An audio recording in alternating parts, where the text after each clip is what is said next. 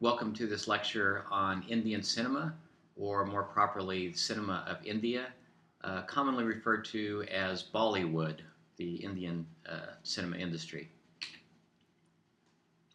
So let's talk a little bit about the movie industry in India. India produces the most movies annually throughout the world. In other words, in terms of numbers of films produced and released, India has the greatest number of films that are produced. So in the mid 1990s, the estimated weekly audience was 100 million for a population of nearly 900 million people, and this is really, quite extraordinary in a country that mixes first world and third world. That this percentage of the population would be a movie-going public. And movies made in India account for nearly one-fourth of all movies made worldwide. So it's a huge, huge amount of films that are produced. 800 to 900 feature-length movies a year in more than 16 different languages. And most of these films are formula musicals. And that's where Bollywood comes into play. And Bollywood is a term that's really a hybrid of Bombay, which is the center of the Hindi language film industry, and Hollywood, so kind of a combination of the two. Other parts of the country have large production centers that typically produce films in other languages and dialects. And in India, this is probably the biggest problem that they have. So many different languages are spoken there that when a film is made, for example, a film that's made in the United States, where they distribute the film in English, most people in the United States are able to speak that language and understand the film.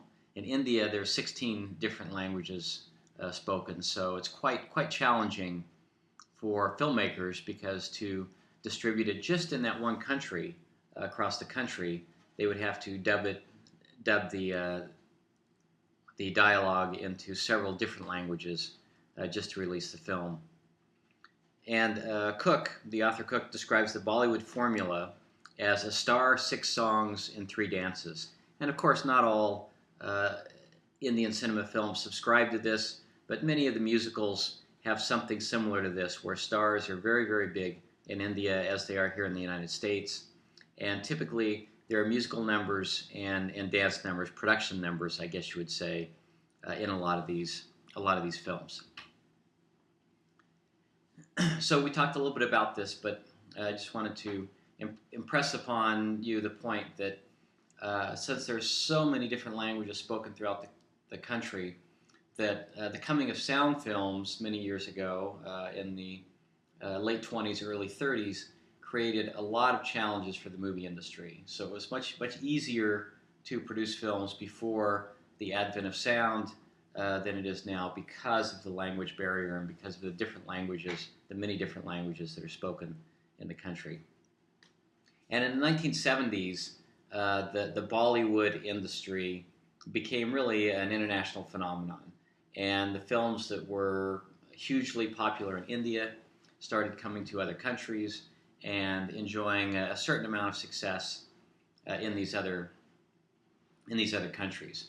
And that success isn't limited to just the films that were produced in India as Bollywood films, but also the style has influenced a lot of contemporary films, such as one of my favorite films, or contemporary films, the film Moulin Rouge. And I just wanted to talk about just a couple of filmmakers in this particular industry. Prior to Bollywood's explosion, Satyajit Ray had already earned an international reputation as an important filmmaker, and then that was obviously, as Indian cinema became bigger on the world market, that contributed to that strength and that expansion of the Indian cinema industry. And this particular director, Ray, was strongly influenced by Italian neorealism, and especially by De Sica's film Bicycle Thief, which we studied in an earlier unit. And he was also influenced by actually working with Renoir. And Ray is credited with bringing Indian cinema really to the attention of the world. He was so influential in India that the Indian government declared a national holiday for the day of his funeral. And another type of cinema, or another movement in Indian cinema that I wanted to talk about, is called parallel cinema. And parallel cinema was a movement that was an artistic alternate to the commercialism of the mainstream industry. Bollywood was very commercial, very commercialized. They relied on stars. They relied on big box office to make these films worthwhile. They wanted films that were very popular, and parallel cinema was I guess sort of a reaction to that, something that was a little bit more true, maybe a more true artistic version of the cinema industry, where the films didn't rely on stars necessarily. They didn't rely on having to be popular, like with many of the Bollywood films. And as a result of that, were probably much lower budget. And one of these, for parallel cinema, one of the most influential directors was Mrinal Sen. I apologize if I'm not pronouncing that correctly. And this particular director was influenced a lot by the French Nouvelle Vague movement, the French New Wave movement, which we also studied in a previous unit, and especially the films of Truffaut. And the most commercially successful parallel cinema director was Shyam Benegal. Again, when you say commercially successful, it's kind of a contradiction because parallel cinema was designed to be less commercial, but still, these films do enjoy a certain amount of commercial success. Bollywood has been slowly declining, as a lot of cinema industries around the world have. And even though it's still successful, the number of films produced in India is declining, and today nearly 85% of Indian films fail at the box office. I would say that's pretty typical for films around the world. And the term fail is really a term that needs a little bit of distinction. Typically, if you look at the bottom line of a film, you can decide whether the film has economically succeeded or failed. And if a film cost $10 million to produce and the film nets $20 million at the box office, chances are it was a successful film. There's a lot of distribution costs and things like that involved, which can factor into that. But typically what this statistic is about is saying that the films tended to lose popularity, and now companies have to be a little bit more careful about the kinds of films that they make and the kinds of films that they release if they're looking to make a profit.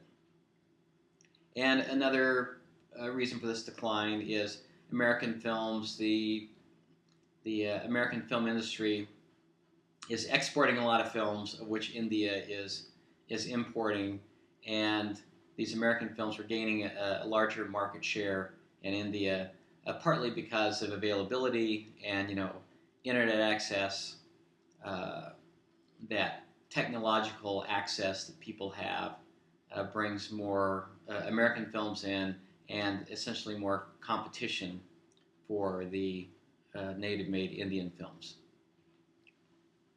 So the film we're going to see for this unit is a film called Lagan, and it was written and directed by Ashutosh Gowarikar. Again, I apologize for mispronouncing that name.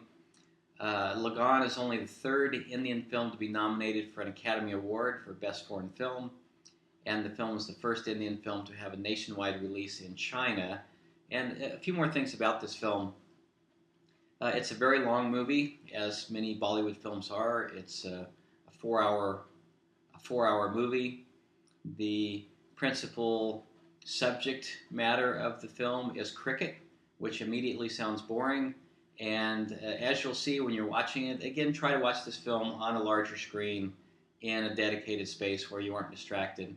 And I think that you'll find that the film actually plays pretty fast. And teaching this course in a face-to-face environment, even with the 4-hour time frame when I screen this film, very rarely does anybody leave before the end of the film. It's engaging, it's interesting, and it's one of those films where you just want to see what happens at the end. So I hope you enjoy it. Thanks.